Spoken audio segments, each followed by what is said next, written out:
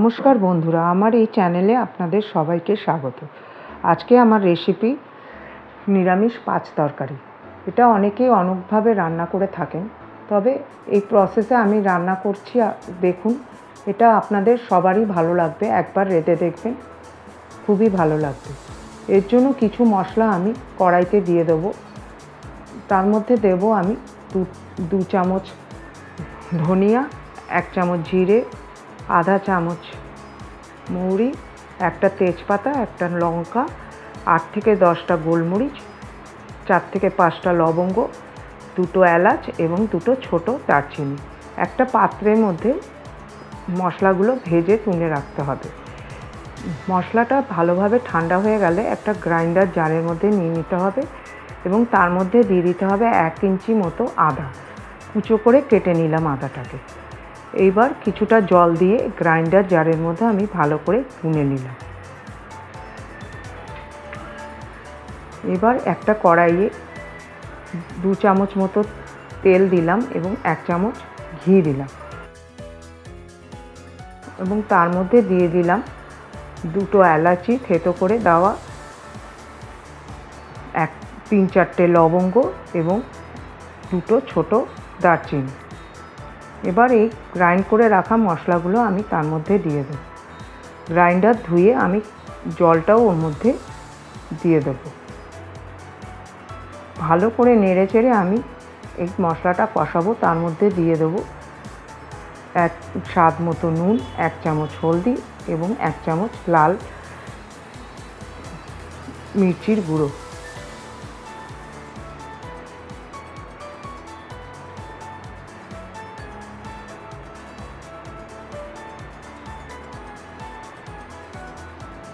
ভালো করে মশলাটা আমাকে নেড়ে চেড়ে নিতে হবে এবং তার মধ্যে দিয়ে দিতে হবে স্বাদ মতো চিনি। নিরামিষ তরকারিতে একটু মিষ্টতা হলেই ভালো লাগে।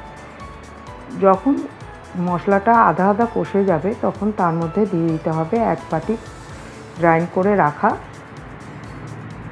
নারকেলের কুচি। নারকেল আর মশলা ভালো করে নেড়ে চেড়ে নিতে হবে। যখন ওর থেকে তেল বেরোতে শুরু করবে তখন আমি এর মধ্যে দিয়ে দেব কেটে রাখা সবজিগুলো।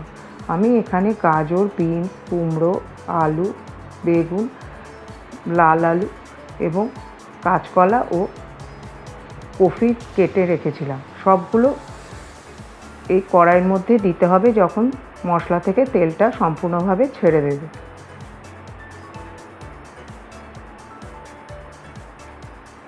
সব সবজিগুলো আমি এর মধ্যে দিয়ে দিলাম এবং ভালো করে নেড়ে চেড়ে নিলাম।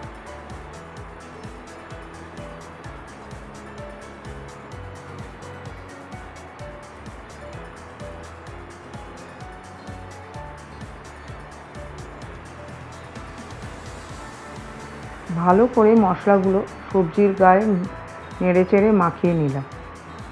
এবার একটা ঢাকনা দিয়ে সেটাকে বন্ধ করে রাখতে হবে। বন্ধ করার আগে আমি একটা কাঁচা লঙ্কা এর মধ্যে চিড়ে দিলাম। আগুনটা এখানে মিডিয়াম টু লো ফ্লেমে রাখতে হবে। কিছুক্ষণ পর পর সবজিগুলো নেড়ে দিতে হবে। সবজিটা করতে আধ ঘন্টা থেকে 40 মিনিট লাগবে এবং মাঝে মাঝে ঢাকনা উঠিয়ে সবজিটাকে নেড়ে দিতে হবে। যখন সবজিটা কিছুটা নরম হয়ে আসবে তখন তার মধ্যে ভিজিয়ে রাখা ছোলা আমি দিয়ে দিলাম। ছোলাটা আমি 3-4 ঘন্টা আগে গরম জলে ভিজিয়ে রেখেছিলাম। এইভাবে কিছুক্ষণ নাড়াচাড়া করে যখন সবজিগুলো একদমই মজে আসবে তখন তার মধ্যে 2 টেবিল স্পুন মতো জল দিয়ে দিতে হবে। খুব বেশি জল দেবেন না, এতে সবজির স্বাদ নষ্ট হয়ে যাবে। ভালো করে এবার নেড়ে ছেড়ে আবার এটাকে ঢাকনি দিয়ে ঢেকে দিতে হবে। দেখুন, সবজিগুলো খুব সুন্দর করে সিদ্ধ হয়ে গেছে।